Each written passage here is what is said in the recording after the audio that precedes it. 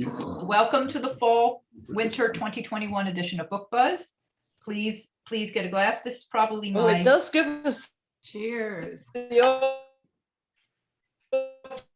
so please get a glass of something. This is my last bottle of rosé. It's my end of leave the summer. meeting now. End We of know summer. it's being recorded. It does tell you it's being recorded, Yes. Sylvia, so Yes. that everybody's in We've the been know. warned. You're warned. Okay, I'm going to do a little bit of background context, bring everyone up to speed on the state of play with book in the book world and book publishing. And then I'm going to walk you through briefly the handouts that you got PDFs of. If you were like Judy Singer, you sent your emissary to the library to pick up the handouts. I believe Pat Axmeyer did the same thing. So if you would like physical copies of the handouts, don't hesitate. We've got them for you. Just come in and ask. They're lined up on my desk. And if I'm not there, everyone knows where they are. So I have good news about the book world and less good news. The good news is that book sales are up. Enthusiasm for books is high. And there are a ton of new books coming out this publishing season. Sales of new books are up. Actually, sales of all books, not just new books, in both physical and ebook format are up something like 18% over the first half of 2020. There's a particular interest in an author's backlist, which means you read a book by an author, a new book by an author, and you say, wow, that was really good. What else has that author written? And you go and seek out the earlier books by that author, and those sales are booming, as well as the sales of new books. I have a feeling that a lot of really good writers spent the pandemic writing, because I could not believe how overfull my draft lists were for this program. If you've looked at one of the handouts, you know it's this beautifully designed, meant to mimic a wine list, in case you were wondering where the design came from, pamphlet by genre that has room for 59 books. And every Book Buzz session, I contort myself to fit my book choices into these 59 book genre handouts. And what I do, just so you know how it gets to go a little behind the scenes, is every time I hear about a book, I have a master list with the genre breakouts, and I just toss the book onto the list. So I already have a running list going for the spring summer 2022 Book Buzz. It's just how I keep track. And I don't count and I don't pay attention. I just say, okay, when's that book coming out? What genre is it? Toss it in and move on. And about 6 weeks or so before now, I sit down and I look at those lists and see what I've got. And normally what happens is I've got some genres that have plenty of room and some that are way too full. And I check publication dates and I move some stuff around. And some books I say, nah, that's not for this crowd, and I take it out, or I don't think that's really going to do anything, and I take it out. This time, 6 weeks ago, when I sat down to start looking at what I had, every single genre was completely overfull, and some of them were more than double.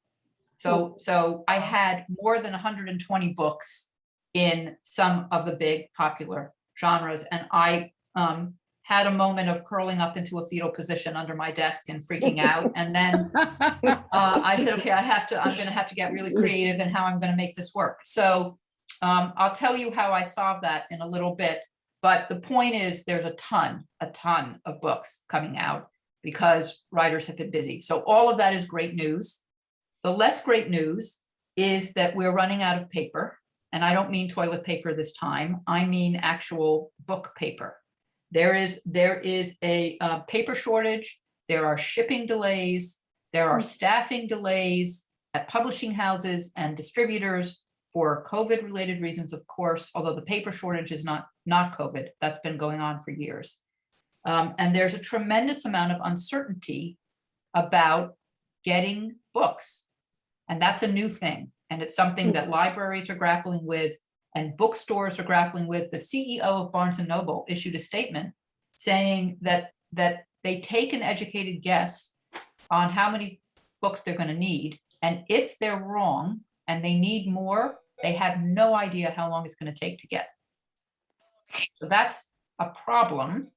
I got an email from one of the independent bookstores I'm a fan of saying, please pre-order if you think you're going to want this book for the holidays or whatever, because if we don't, that's going to be our metric for how we know how many books to order. And we don't know if we're going to be able to get more if we sell out. And I've never seen that before. It's impacting libraries. We used to get books, new books, within a few days of placing an order. That was how fast they came. Now they come late no matter when we order them. So let me just give you an example. We placed an order for several of the books I'm actually going to be talking about, and a bunch of the other big novels of this fall, maybe 15 books, and we placed it 4 or 5 months ago just to get it in, because we knew the books were going to be big. Some of them are already out. We haven't gotten them yet. We're running 2 to 3 weeks behind publication date, no matter when we place the order in terms of when we get the book. So I'm telling you that to say, please bear with. Lion Libraries, there's been a lot of email chatter back and forth among the members of Lion saying, everyone else having this problem? What are people doing about it? How are we handling this? Sometimes we're behind the curve in ordering a book that is unexpectedly popular. And I can see in the distributor that it's actually back ordered. And then we have to come up with something else because we don't know when we'll get it. And we did that a couple of times this summer. We went to, I'm not going to say where, and we got our hands on the book and got it cataloged and in to circulation. So yes, Larry. I'm wondering, is that the same lag on ebooks? So if you have, for instance, Amazon will give me a date for an ebook, and on my author's approval thing, I get it within like 2 days of the time I submit it. But then I just said, okay, I need X number of copies. They said, well, we don't know. It's going to be maybe the end of the month or maybe next month. So it's all through, it's not. It is. And That I've noticed was exactly delays. my question, Larry. Yeah. Will ebooks, mitigate that shortage? It doesn't seem like it's helping. I mean, I had someone call into the library today who was reading an ebook, and she hadn't realized that ebooks you borrow from the library disappear on their due date. You can't just sort of be late returning them. And she got upset because she wasn't finished. And I went and looked, and we had 7 licenses, so 7 different ebooks available, and 60 some odd people on the wait list for that ebook. So I went and looked at the physical book, and there were 21 copies of the physical book and only 5 people on the wait list. I said, how do you feel about a physical book? She said, okay. So it really varies. And we don't always, because of our licenses, we don't always get the ebook at the same time that the physical book is published. Sometimes it comes later. So it's by way of saying it's a bit of a crapshoot. But the books all eventually show up, and we're putting them in the catalog and getting them out as quickly as we possibly can, because we're very aware that this is going on. Any other questions on that? Okay, so let me talk to you about the handouts briefly, and then I'm gonna share my screen and start the slideshow of the Notable 20. So you all got, this is what they look like if you print them out on fancy cream colored 8.5 by 14 paper, which probably you're in color, which you're probably not doing at home, but bully for you if you did. The way I solved the glut of book problem was normally, the last time we did this, there were 8 handouts, there are now 9. I'll tell you what I did to create the 9th handout. And the 2 most popular handouts historically for Book Buzz, meaning the 2 handouts that you guys take the most often, I did a little cheat and I went from 59 to 79, because as much as I appreciate the beauty of these handouts, that seemed like an artificial constraint if there were really that many great books. So we have literary fiction and poetry. We have popular fiction, that's the Pattersons and the Baldaccis and the Danielle Steeles and all the rest of that. There's mysteries and thrillers that has 79 instead of 59.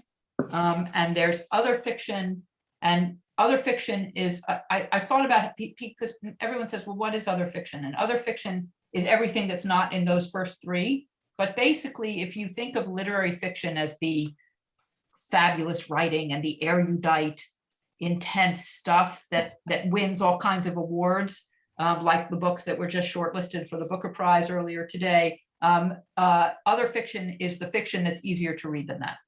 That's how I would say it. It crosses all genres, historical, dystopic, fantasy, I hate this term, but women's fiction, whatever you want to say, that's what's in other fiction, and that's very popular. And so that has 79 books. The smallest handout of only 40 is short stories and essays. So that's fiction and nonfiction in one handout. Biography and memoir. I actually had so many here, I almost created a set, one that was biography and one that was memoir, and then I just thought I had to get a grip, so I didn't do that. I split, if you have been on in this program before, you know that one of the nonfiction handouts is history and politics. I split that. I split history and politics up. So you have a history handout. And then when I was looking at other nonfiction, I realized that some books that I would have called social science have become political in 2021, say climate change, just to pick a topic. And so I put political and social science together in this handout, and other nonfiction on its own. So those are the 9 handouts. You have them all.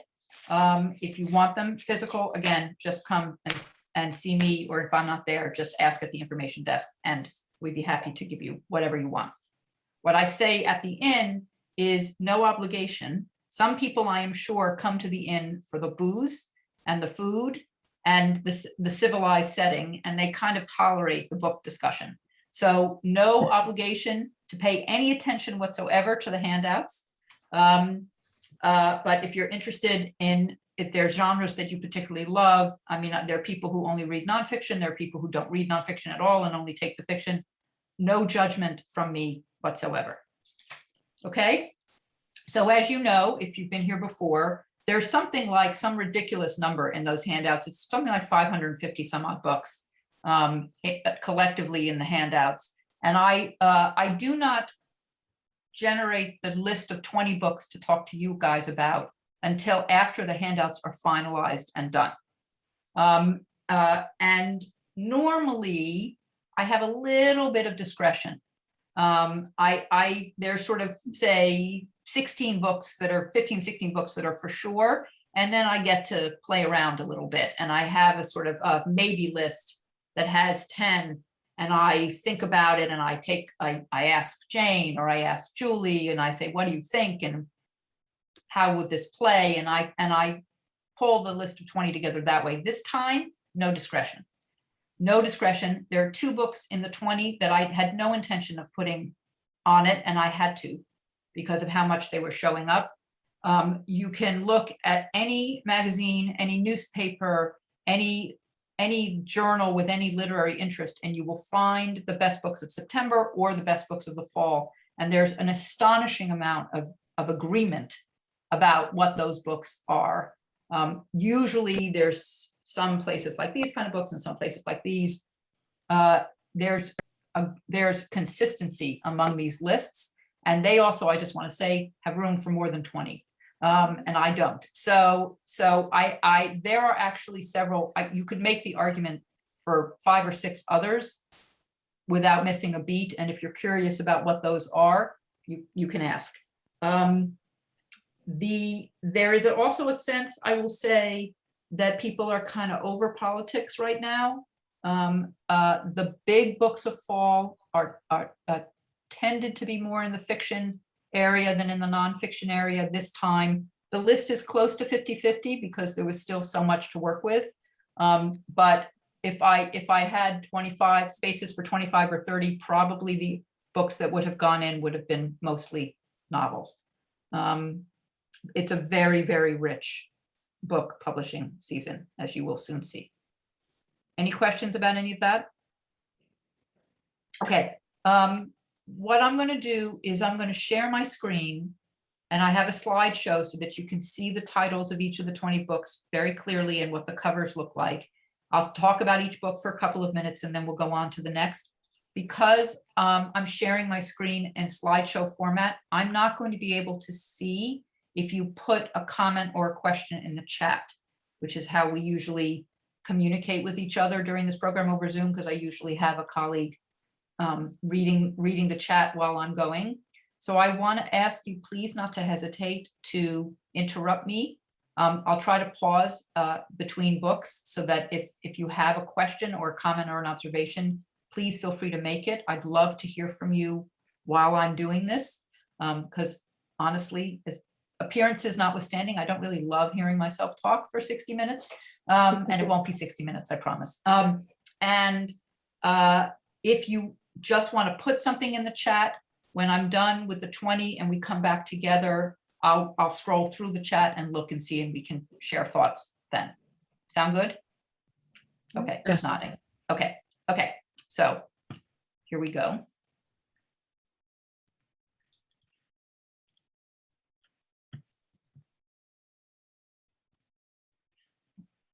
One sec. Give me just 1 second to move this if I can. There we go.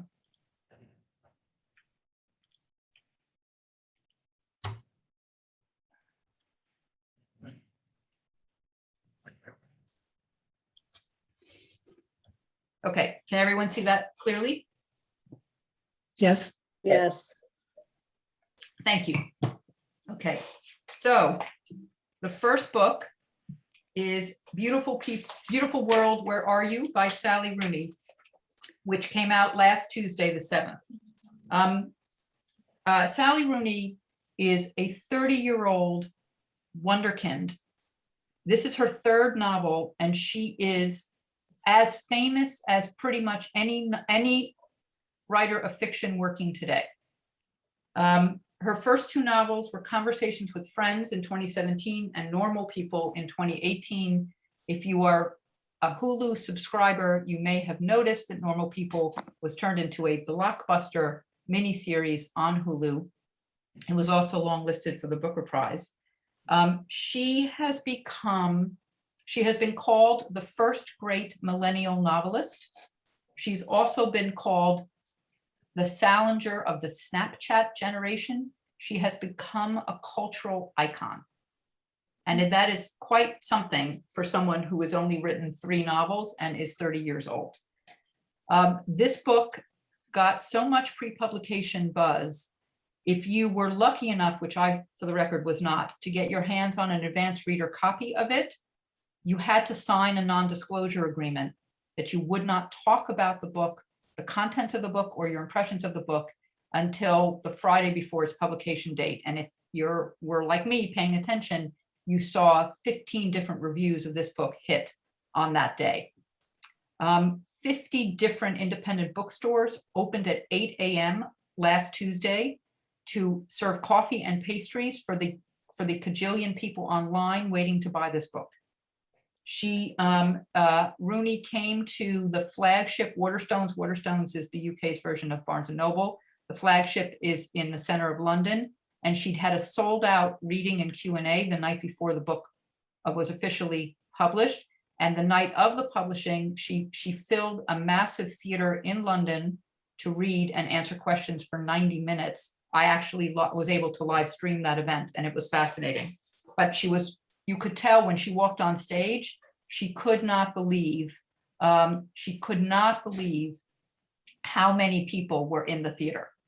She had to take several deep breaths.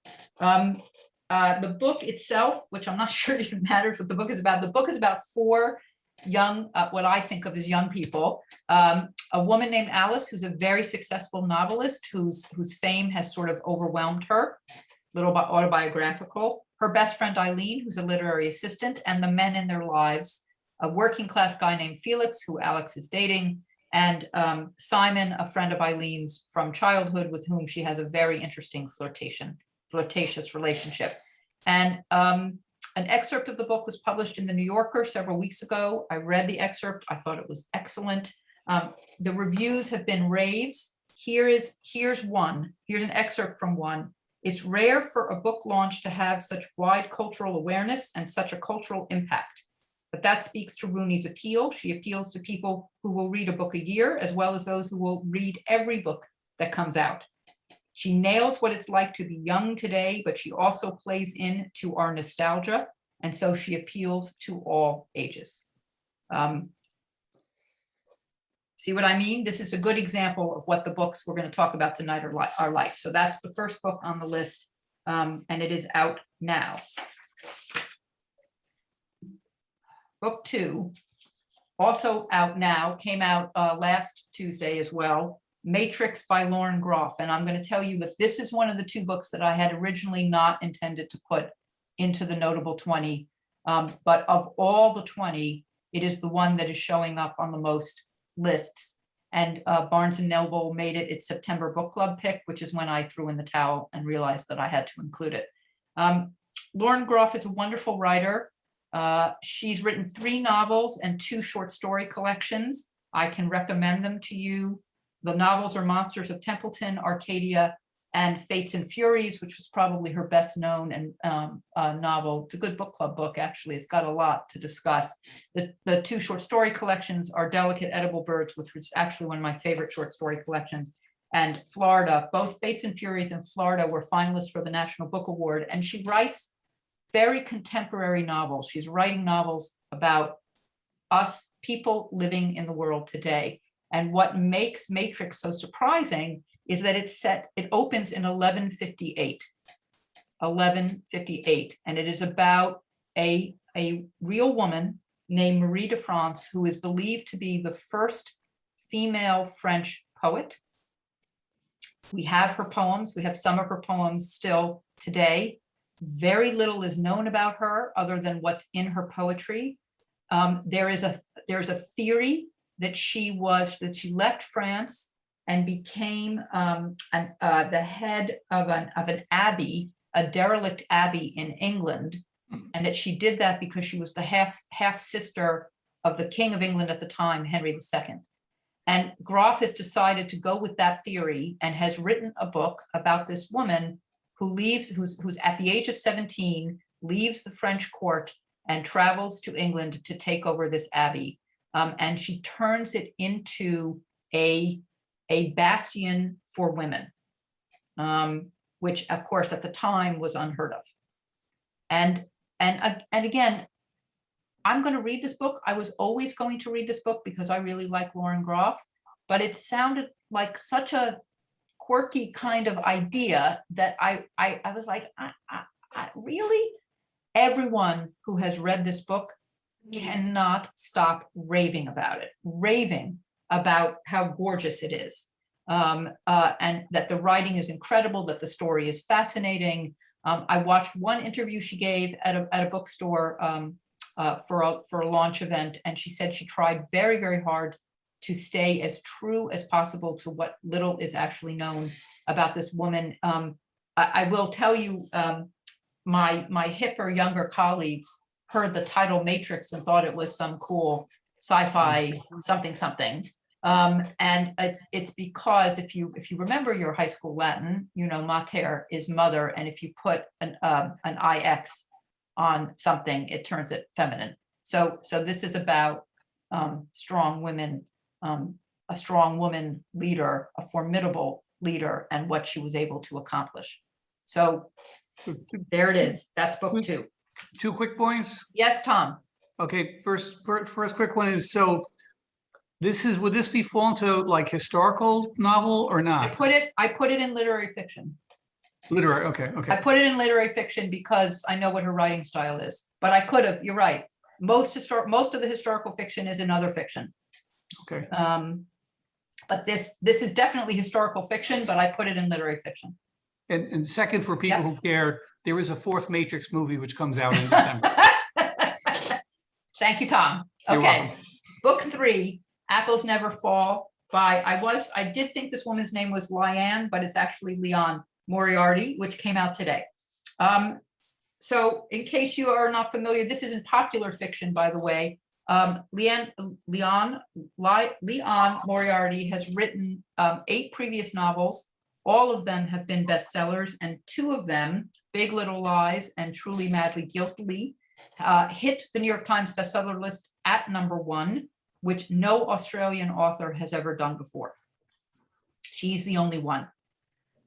You may know, if you follow HBO, that Big Little Lies was turned into a mega successful miniseries on HBO. Her last novel, 9 Perfect Strangers, was, I believe, turned into a Hulu series starring Nicole Kidman and Melissa McCarthy.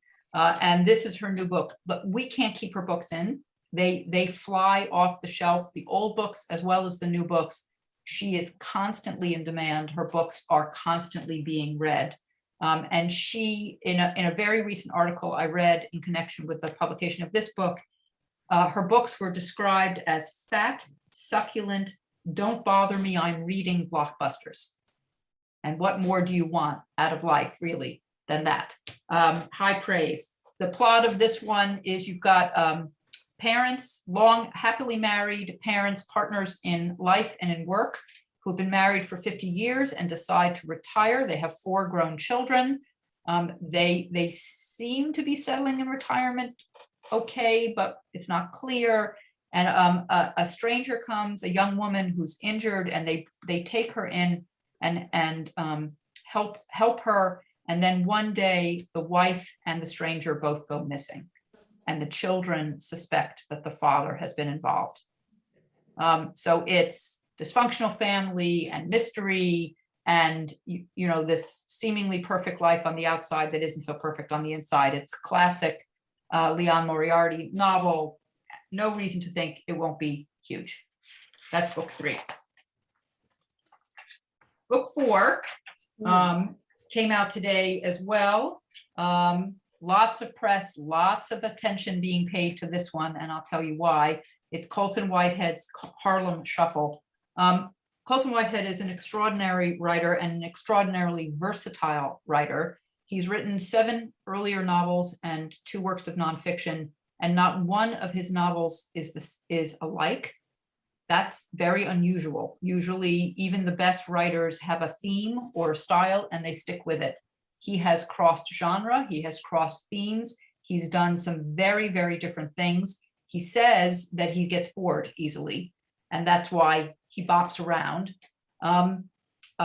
I've been reading him for a very long time, but pretty much everyone started to pay attention to him with his 2016 book, The Underground Railroad, which won both the Pulitzer Prize and the National Book Award, and was fairly recently turned into a gut-wrenching miniseries on Amazon Prime. He followed that up with The Nickel Boys, which members of the Thursday Night Book Club will remember because we read it last year. That one also won the Pulitzer Prize and the George Orwell Prize for political fiction. He is the 6th author to win the Pulitzer Prize for fiction for more than one book, but he's the only author to win it for back-to-back books. And that means that this book is going to be a big book because right now he's big, deservedly so, I might add. There was a huge cover story on him when Nickel Boys came out, calling him America's storyteller, and he is really morphed into that role. What makes Harlem Shuffle so interesting to me is that it's another departure. It's a heist novel. It's a crime novel. I almost put this in mystery and thriller instead of in literary fiction. It is set in Harlem. It opens in 1959 and goes through 1964. It is about a used furniture salesman named Ray Carney, who has a wife, who is father, and who really wants to be successful in his career, move into a bigger apartment, sort of become solidly middle class. But on the side, late at night, he fences stolen goods for his cousin. The quote, the line about Ray that is showing up in every review is, he's only slightly bent when it comes to being crooked, which is a classic Whitehead dexterous phrase. So what happens is that Ray thinks he's balancing these two halves of his life well, and his cousin decides to up the ante and do a much more significant heist of jewelry from a once fancy, now somewhat down on its luck hotel in Harlem. And Ray's participation in that brings a whole cast of shady and very, very entertaining characters into his life. The way Whitehead conjures Harlem in this book has been likened to the brilliance of James Joyce's conjuring of Dublin in Ulysses. People say that unlike his last two books, which were spectacular but very hard to read, this one is a joy, that he clearly was having the time of his life writing this book. And he has said for the first time, he's thinking that he's going to write a sequel. And Janet Maslin, writing for the New York Times, said, once you start reading, you will understand why. So Harlem Shuffle out today. Real quick, this is Yes. Karen. If you can catch npr.org, I actually did hear part of it. He's interviewed about this novel. I believe it was a couple of days ago. Anyone? He's see it? running the circuit. I Yeah, have, actually, it'll be on demand. I'll be able to see it. He's doing a program with the 92nd Street Y in Manhattan Okay. at 7:30. I'm not going to end this early to join in, even though I bought a Okay. ticket. I'll catch it later. Okay. He's also, but I did buy a ticket. I bought a signed copy of this event of this book and have a ticket to event Thursday evening. Great. But I've already seen him. He's been doing virtual stuff. You can find it Yeah. online, Yeah, talking about why Harlem and all the rest of it. yeah. Okay, book 5 is The Man Who Died Twice by Richard Osman, which is coming out on September 28th. If you participated in Book Buzz a year ago, you heard me talk about Richard Osman's debut novel, The Thursday Murder Club. Richard Osman is a popular TV personality in the UK, and he wrote a book, The Thursday Murder Club, about a group of 70-something-year-old people, 2 men and 2 women, who live in a very nice upscale retirement community in the English countryside, and who meet once a week to talk about cold cases and try to solve them because they're interested. And you start to get the sense that they have some very interesting lives that they've led before coming to this retirement community. What happens? Of course, a murder happens, and they get involved, much to the local police's chagrin, in trying to solve it. The book was getting a tremendous amount of buzz. I put it in the Notable 20 a year ago. It was the #1 best-selling book in the UK in 2020, and only the second book ever to sell more than 1 million copies in the UK in hardcover. It also hit the New York Times bestseller list and a bunch of other bestseller lists. And just saying, it's an absolute delight. If you're looking for a great mystery that you will be smiling while you read, this would be one. And so The Man Who Died Twice is his sequel. The early reviews say that it's actually even better than the first one. He's working on the 3rd book as we speak. So clearly this is a series that is going to go on for a while. Steven Spielberg has bought the film rights to this, and rumor has it that filming is beginning this year. So every reason to think this will be at least as much of a success as the first one. That's book 5.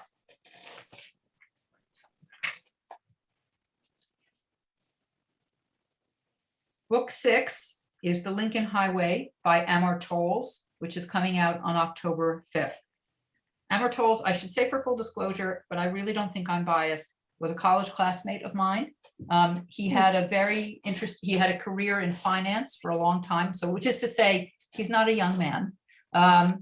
And he turned to writing late. We all have our midlife crisis and midlife career shifts, apparently. The Lincoln Highway is his 3rd novel. The first novel was Rules of Civility, which did very well for a debut.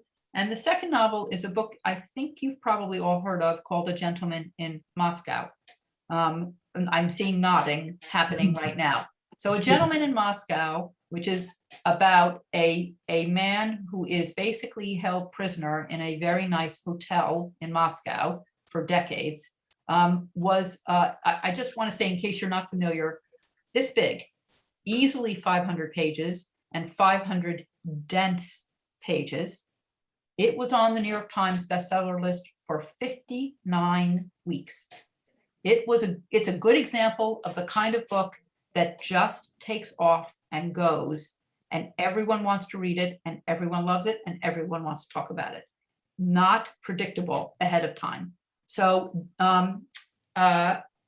this is his first book since A Gentleman in Moscow, and needless to say, it's getting a lot of attention and some very, very positive early buzz. Here's the plot. It's set, so actually, Tom, you could argue that this one is also historical fiction, but it's in literary fiction.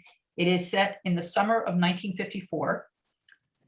When the novel opens, an 18-year-old young man who has just served 15 months in a juvenile work farm for involuntary manslaughter is being driven home by the work farm's warden to Nebraska. What he discovers when he gets back to Nebraska is that his father has died. His mother has left. People think she's gone out west to California. And the farm has been repossessed by the bank. The family farm has been repossessed by the bank. He's got an 8-year-old brother, and his plan is to get in the car with his brother and drive out to California to find their mother and start life again. What he discovers after the warden leaves is that 2 of his buddies from the work farm have stolen away in the trunk of the warden's car and are now with him and have a very, very different plan for what they should do. The novel is about the 10-day cross-country trip that those people take. It's told from the perspectives of all of those characters. This is competing with the novels I've already talked about and some that I'm not going to talk about for the book of the fall. Okay. You see what I mean? This is some pretty great stuff, right? Okay, that's book 6. Book 7. When we came to this book last, both in the afternoon session and the evening session, people went, "Oh, I love him," and I love him too. Stanley Tucci, I think everyone probably knows who he is. He's a much loved actor, also a writer and a director and a producer. He's been nominated for pretty much every award you can be nominated for. He's won 2 Golden Globes and 3 Emmys. And he is the author of 2 cookbooks, the Tucci Cookbook and the Tucci Table, because he grew up in Westchester, and he came from an Italian-American home that was very centered around food and around the family table. And if in case you haven't seen this, he did a spectacular 6-episode show for CNN called Searching for Italy. I highly recommend it if you haven't seen it. I mean, part of its appeal is that none of us have been able to travel, but he really does some pretty authentic stops around Italy, food and otherwise. This book, his book, Taste My Life Through Food, which is coming out on October 5th, is his reflection on the intersection of food and life, because food has been such an important part of his life. You know, he's been very involved with 2 foodie films, not just Julie and Julia, which probably everyone has seen a cajillion times, but also The Big Night, which if you haven't seen it, I highly recommend. It's absolutely wonderful, but don't see it when you're hungry because you'll lose your mind. He fell in love with his wife over dinner, and he has teamed up with her to create meals for children. He's really, really a foodie, and he shares stories of his life through his love of food. And this book he's been on the circuit on all the book festivals for new books. I saw him at a bunch of different virtual festivals over the summer. Everyone is really, really in love with this book. So I think, and I can see why. Book 8, there you go. Another memoir. The Boys by Ron Howard and Clint Howard. I hope you can see that. How cute is that picture?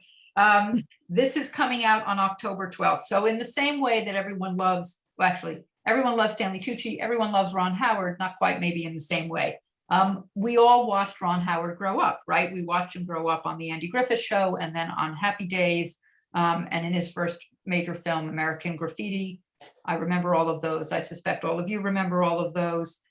His younger brother, Clint, was actually showed up on the Andy Griffith Show and was in Gentle Ben. I don't know how many of you remember that late 60s CBS show, and has been a character actor in a ton of different shows. They've been asked, Ron and Clint, their whole lives, what it was like to not only to grow up in Hollywood, but to watch, to have the world, the television world, watching them grow up in Hollywood. And for the very first time, they've decided to answer that question. And this book is their dual narrative of their life growing up in Hollywood. And I just to give you a tease, their parents, they grew up in the Midwest initially, and it was their parents who wanted to get involved in show business and moved out to Hollywood.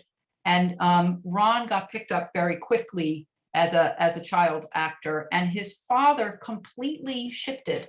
I kind of think about the child actors I know today and their parents, and I'm not sure how many people would do that, but his father said, okay, never mind me, I'm going to take care of this. And he became his children's teacher and mentor, and basically walked them through Hollywood life. And their mother was this sort of, super protective mom who basically made sure that the four of them remained this tight family unit, regardless of what was going on. And so this book is their story. And I think given the love that there is for Ron Howard, that there's just a lot of excitement about this book and positive anticipation about this book. So that's The Boys. It's coming out October 12th. Okay, I need a sip of wine before I talk about this book. Oh. If you were at the last book buzz, the spring summer book buzz in March, I teased this book. Louise Penny is the author of the Inspector Armand Gamache crime mystery books that are spectacular. And her most recent book in that series, The Madness of Crowds, came out in late August, and it was one of the notable 20 last spring. And one of the reasons I made it one of the notable 20s is because it had just been announced that she was going to write a book with Hillary Rodham Clinton, and that book is called State of Terror, and it's coming out on October 12th. Some of you may recall that Hillary Clinton has a husband, and that husband teamed up with James Patterson to write a book called The President is Missing, which was a notable 20 several years ago, which was billed as, it had stuff in it that only a president would know. It was a blockbuster bestseller, and it was its sequel, The President's Daughter, came out earlier this year and is still on the New York Times bestseller list.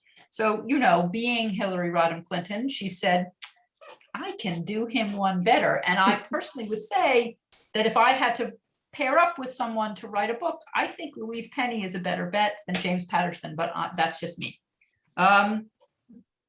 Here's the plot, not that it matters much. The premise is that after 4 years of administration X, there's a brand new president just sworn in, and he appoints the leader of an extremely influential media conglomerate who hates him as his Secretary of State. So that's interesting because it's a very shrewd move on the president's part, because he neutralizes a loud critic. And you have a Secretary of State who is not a politician and is somewhat inexperienced when it comes to what it means to be Secretary of State. What she discovers is a multinational conspiracy against the US government. that has been going on during the prior administration, because that prior administration had really taken America off the global stage. You can read into this whatever you want. So this novice Secretary of State and her ragtag team have to go up against this tremendous foe. That's it. I can't talk about this anymore. In any event, you know it's going to be a mega successful bestseller. Tom? So the question is, which is going to be the bigger seller, President's Daughter Well, or we'll State of see, won't Terror? we? We'll see. Okay. Which group did you put this in? This is in popular fiction, Sylvia. Don't you think? Thank you. Yes. I put this one in popular fiction. I guess I could have put it in mystery and thriller, but I put it in popular fiction. Okay, book 10 is a new novel by Elizabeth Strout called Oh, William.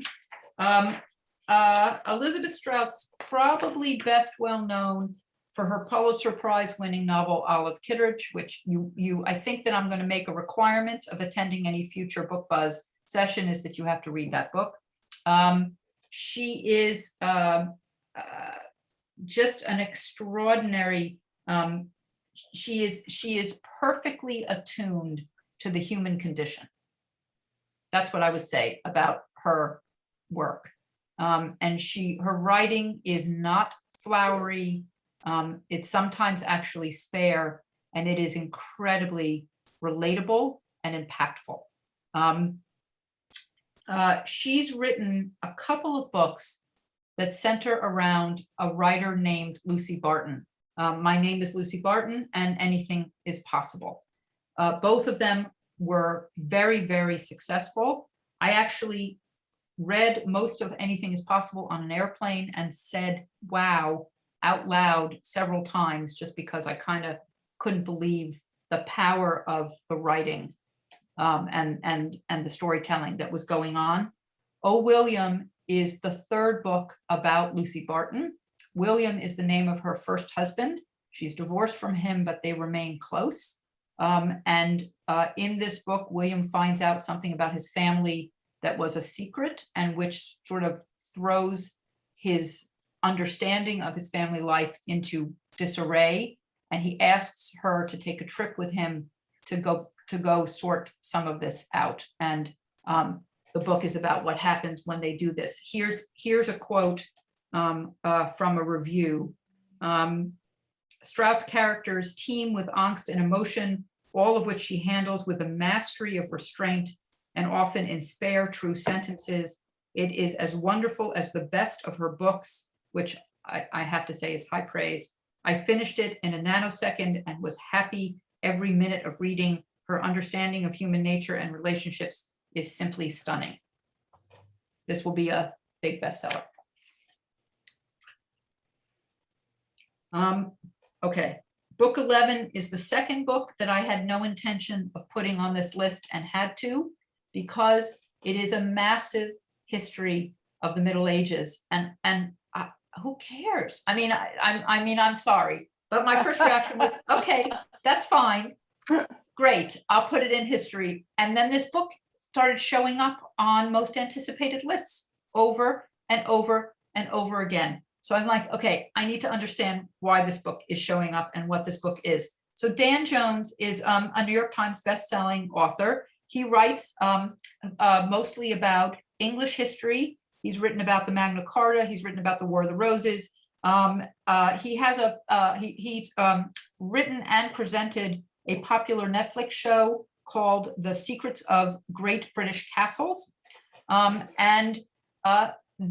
He's tackled what literally 1,000 years in this book. It's not 1,000 pages, but it's not far off from 1,000 pages. He starts with the sacking of Rome in 410 and ends when the first ships are leaving Europe to go explore the Americas.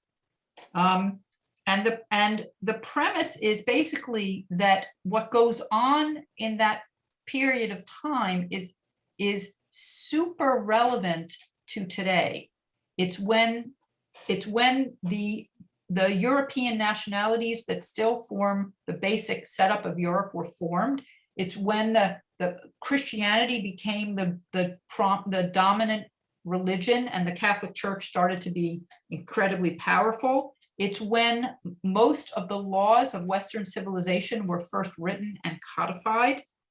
It's when science and art and architecture and philosophy sort of really flourished and came into their own. It had climate change, it had plagues, it had Attila the Hun and the Prophet Muhammad and Saint Augustine and Eleanor of Aquitaine and all kinds of other super cool people.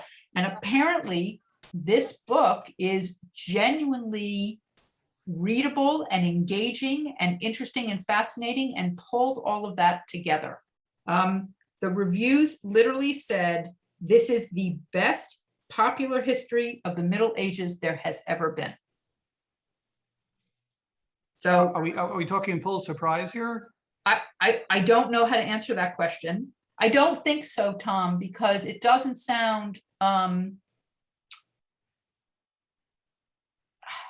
mean, it doesn't sound, it sounds Too much? more accessible than I would say Oh, the typical Pulitzer Prize history book is. But even though it's 800 right, plus pages. in any event, there it is. What can I tell you? I'm going to read it because, you know, I was a history major in college, and it's just getting too much praise for me to ignore. So there it is. Okay, we probably don't have to spend a lot of time on this book. You've probably heard of Barack Obama and Bruce Springsteen, a previous president and one of the most popular musicians of all time.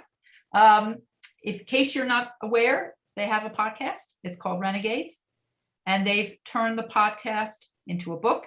You can see that it's a coffee table style book, and it's not just the transcript of the podcast episodes, which you can go and listen to anytime.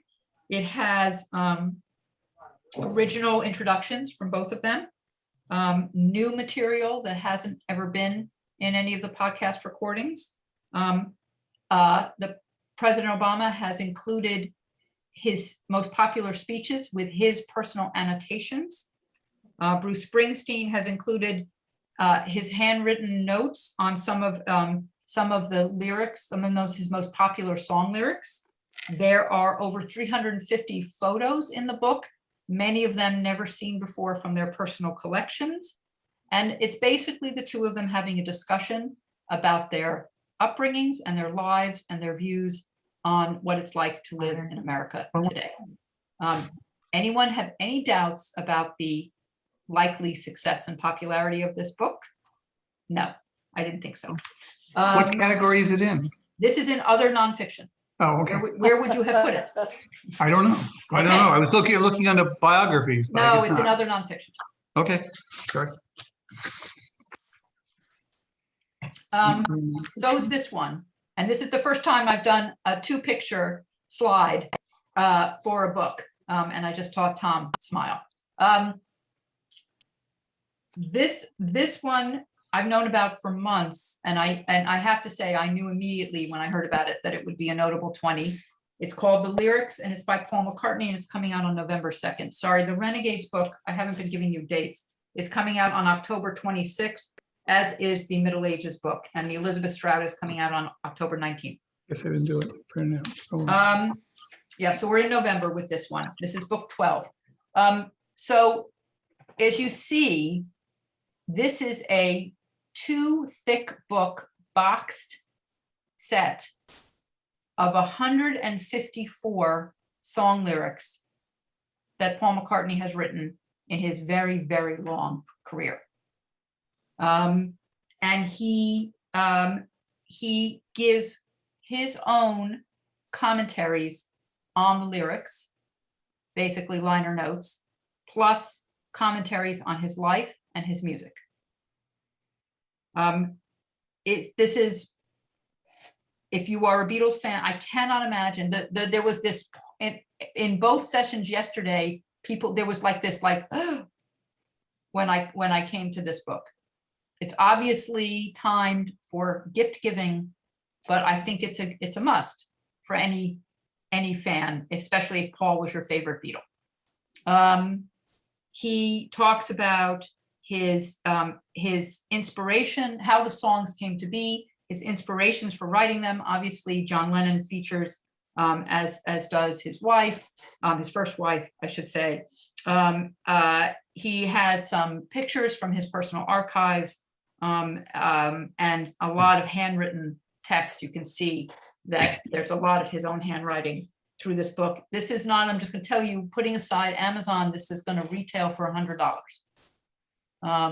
So, you know, Jane Fisher came to see me after I shared the list of 20 with the staff and said, do you really think this is going to be a big book given the price tag? And I said, I do. I will also tell you that if you look through the other nonfiction handout that this is in, you will see another Beatles book. And I initially had both of them in the notable 20, and then I realized that probably 2 Beatles books was overkill. The second book is called The Beatles Get Back. There's a documentary coming out later this year about the making of the Beatles' last album, and the book is a tie-in with that documentary. And you could have argued that maybe I should have included that one instead of this one, but I don't think so. I think this is the biggie. Okay.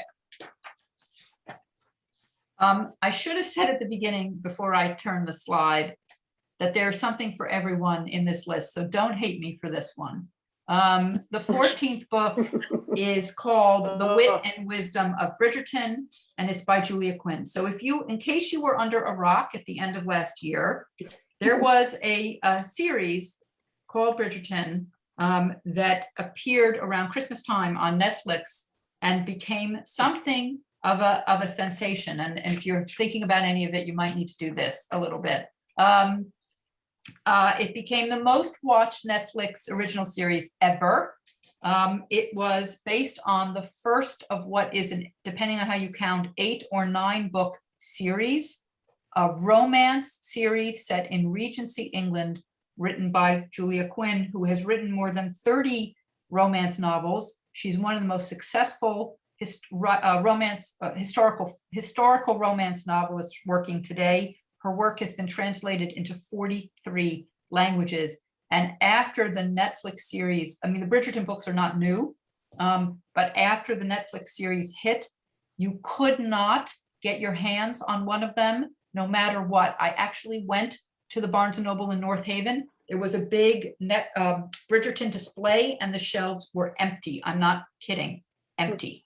Every single one of the books was on Amazon's best-selling charts for weeks after the Bridgerton series hit on Netflix.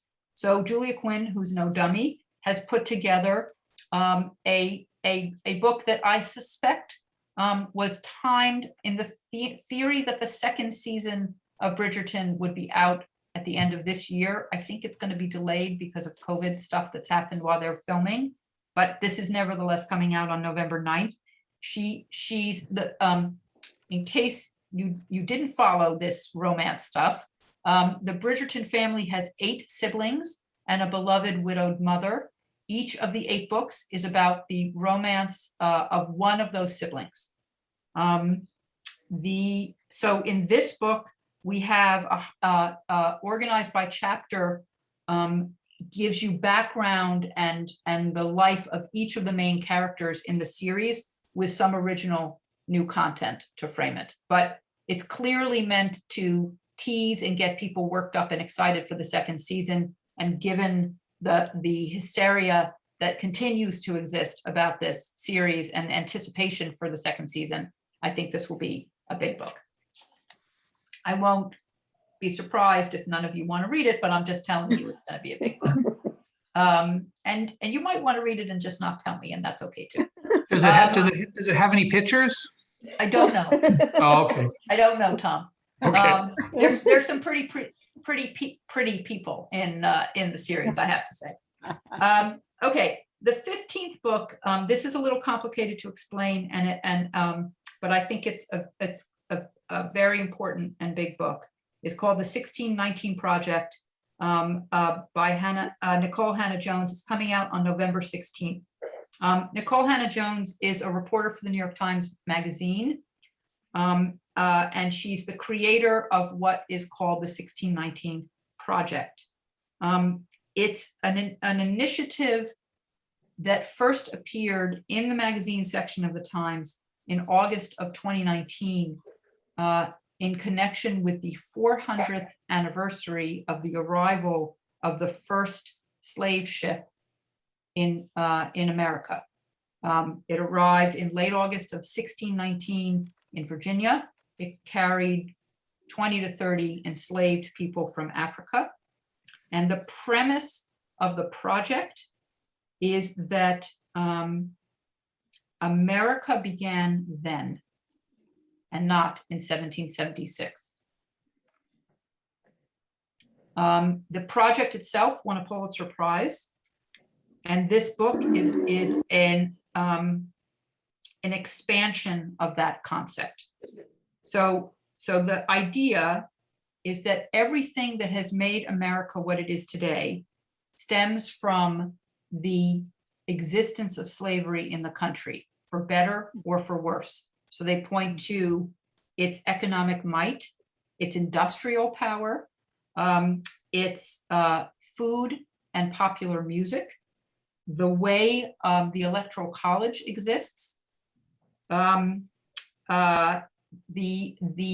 state of its public health and public education systems, the income inequalities, the gun violence, the premise of this project, and I appreciate that this is not a fact, it's an opinion, but I'm putting it out there, is that all of those things that are very fundamental to American life stem from the institution of slavery.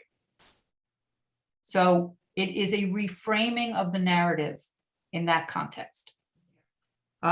This book takes the project, expands it with poetry, with fiction, and with essays that delve into those themes. The project got a lot of attention in 2019, and this book is getting a lot of attention already. This is in history. I put this in history. Okay. Book 16 is The Every by Dave Eggers, which is also coming out on November 16th.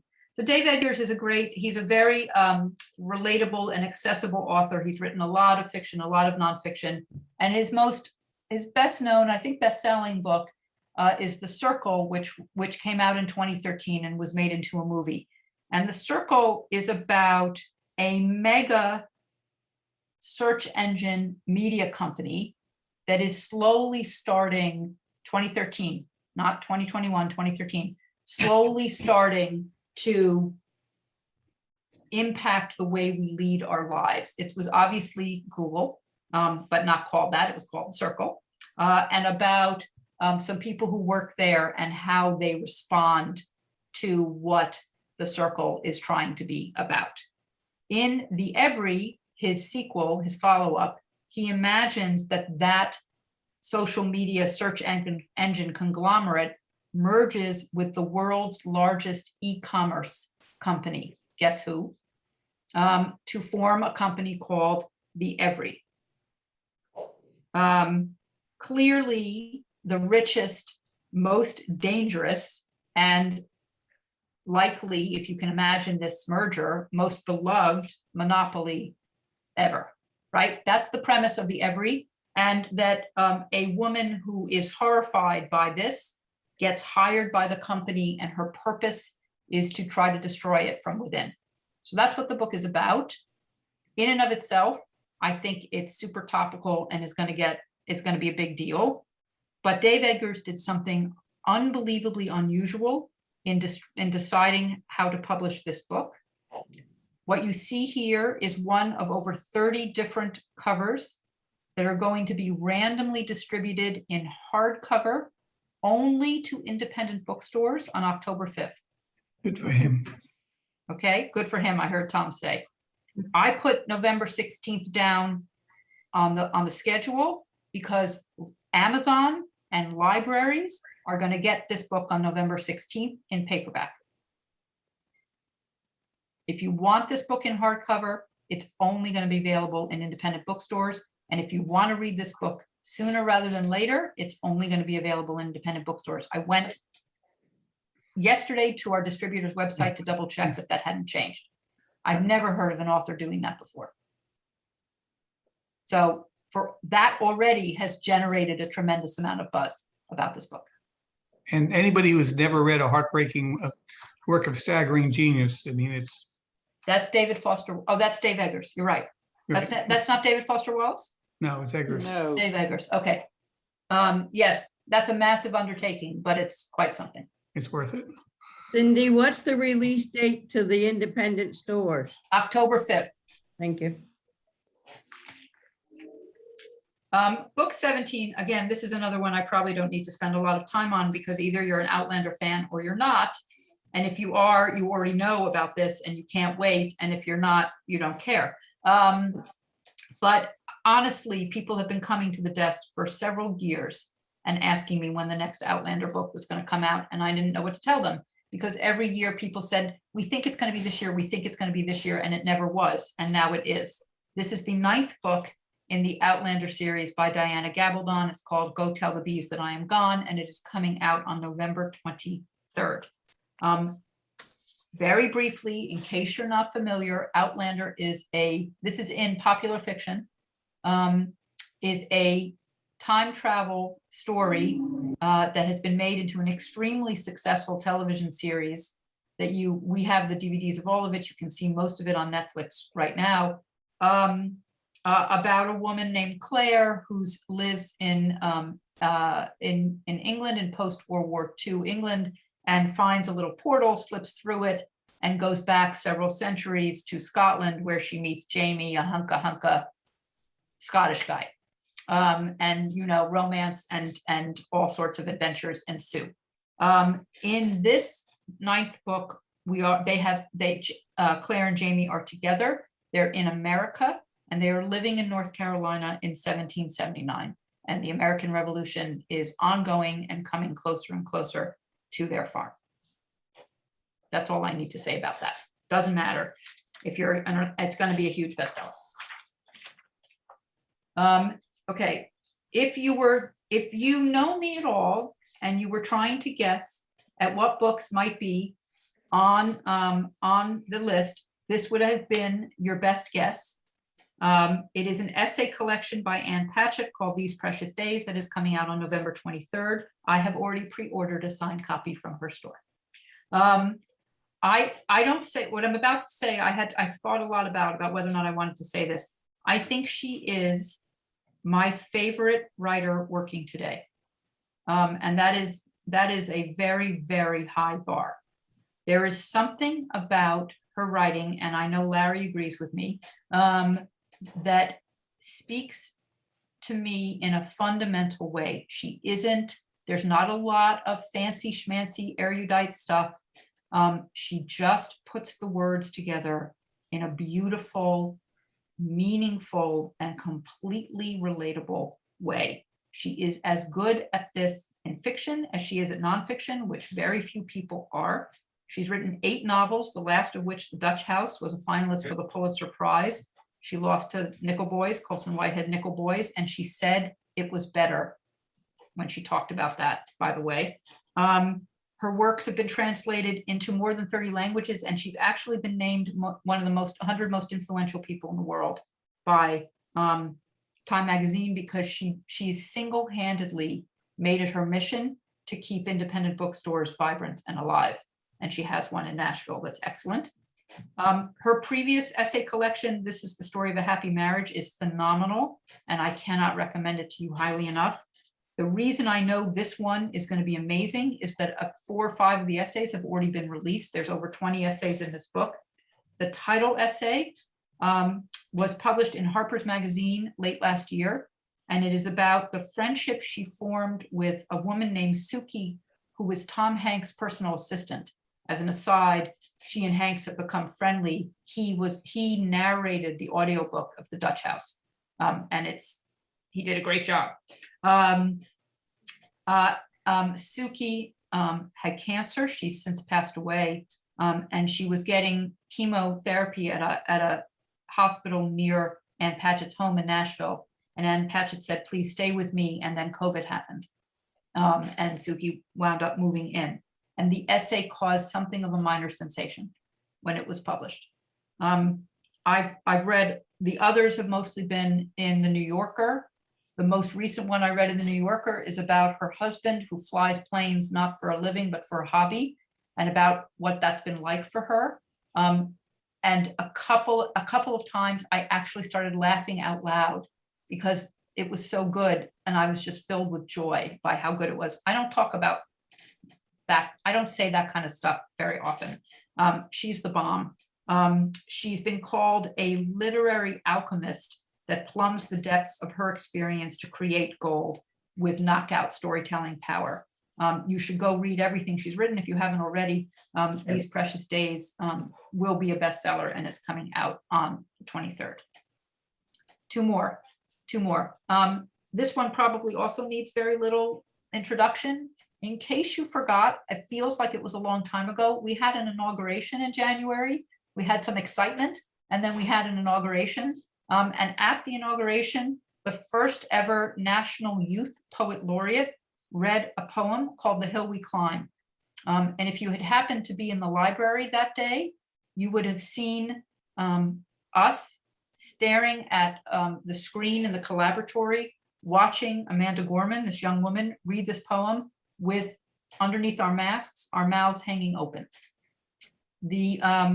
The video of her reading that poem became a viral sensation. A book containing just the poem was rushed into print and has sold more copies than any other book of poetry ever. And this book, Call Us What We Carry, which is coming out on December 7th, is her first collection of poetry since then. Anyone have any questions? It's going to be huge. She said in a press release, for me, this book is a receptacle, a time capsule, both made by and for its era.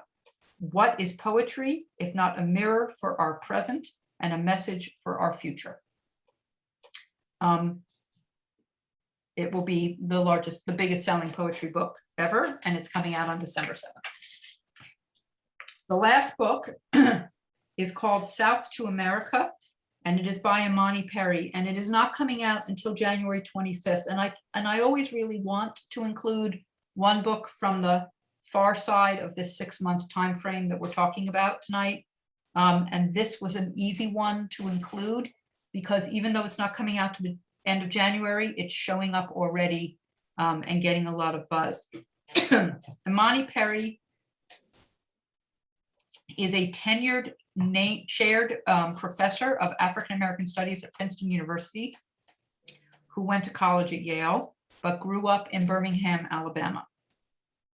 And the premise of the book is that she came from the South. She considers the South her home, but she has made her life in the North, and she has come to understand that people who've never lived in the South have an idea of the South that is made up of things like slavery, the Civil War, Gone with the Wind, plantations, if you're a sports fan, college football, the Ku Klux Klan, Jim Crow, stuff like that.